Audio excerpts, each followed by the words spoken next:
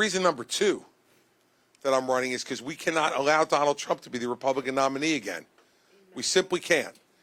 And the reason we can't is not only because he'll lose to Joe Biden, although that's the first reason, but the second reason is he let us down. Let's be honest about it. I stood on those stages in 2016, in those debates. I participated in them. I was up here in New Hampshire working hard and campaigning. And I remember the things he said. Let's talk about just three of his main promises from 2016. Promise one, I will repeal and replace Obamacare. And we gave him a Republican Congress to do it. Let me tell you, everybody, I was governor of New Jersey for 8 years. I didn't have a Republican legislature for 5 minutes of those 8 years. I would have given my right arm for 1 week, Tom, with you as like Senate president in New Jersey. You would have never slept. We would have been working for that whole week. He had a Republican Congress, and he didn't repeal and replace Obamacare. And you want to know why? In the end, we lost by 1 vote. 1 vote. Whose vote was it? John McCain's. And why didn't John McCain vote that way? Because Donald Trump, from 2015 forward, insulted John McCain every chance he had. Said he wasn't a war hero. Insulted his time when he ran for president. Insulted his service in the Senate. Went to Arizona and said, anybody who's a McCain person can't be with me. His own selfishness and self-centeredness cost us repeal and replacement of Obamacare.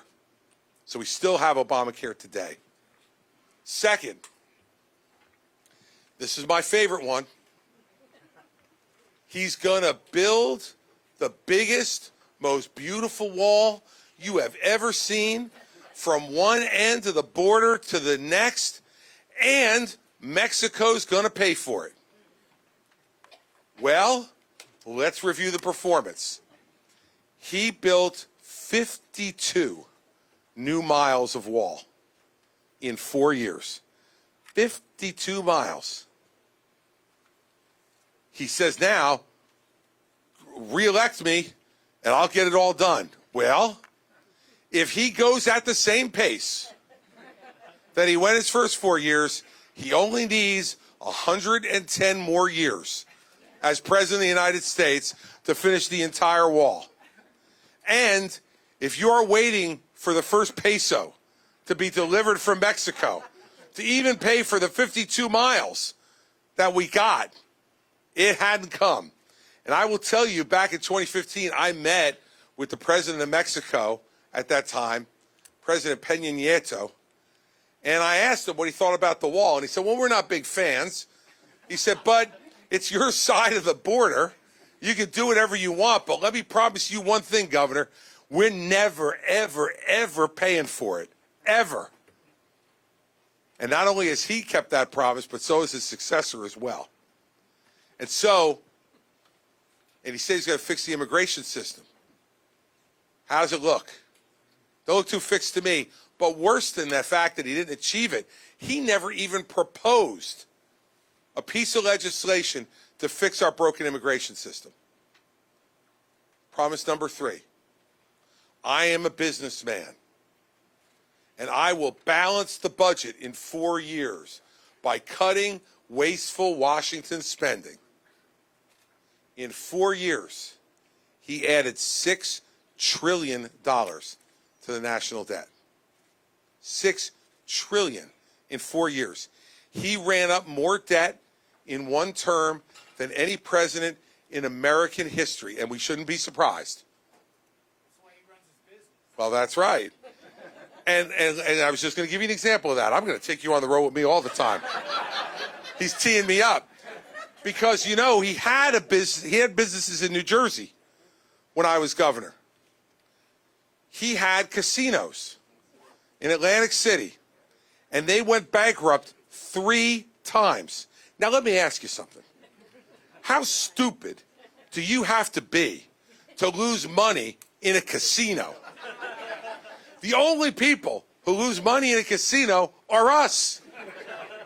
I remember when the first time I ever went to Atlantic City, my father took me there when Atlantic City was the only other place other than Nevada that had casinos.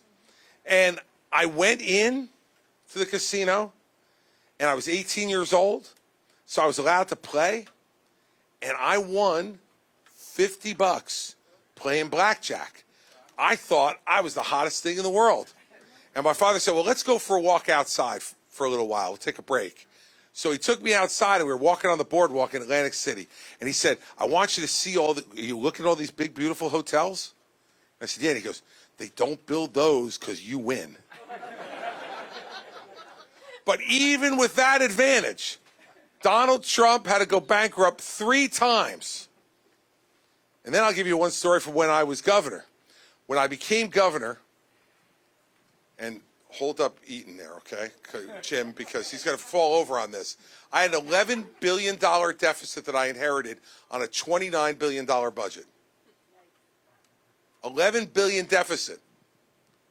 And when this all came out publicly, and we were having to try to deal with balancing it, my friend Donald Trump called me, this is in 2010, with a suggestion.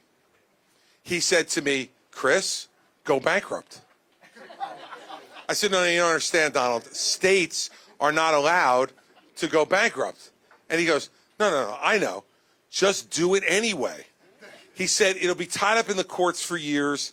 He said, and then everyone will just remember that you fought to not have to pay this money, and whatever the courts figure out, then they figure it out, but you look like a winner.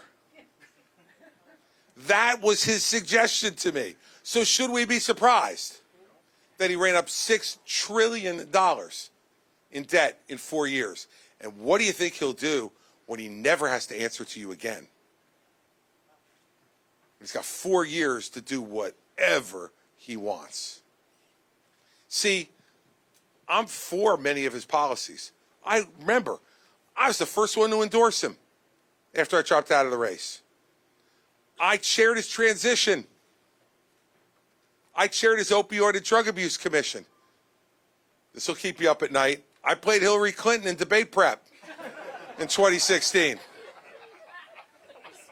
Oh, yes. You can all make your comments later. And in 2020, I played Joe Biden in debate prep. I took a couple of sedatives before I did, but I did.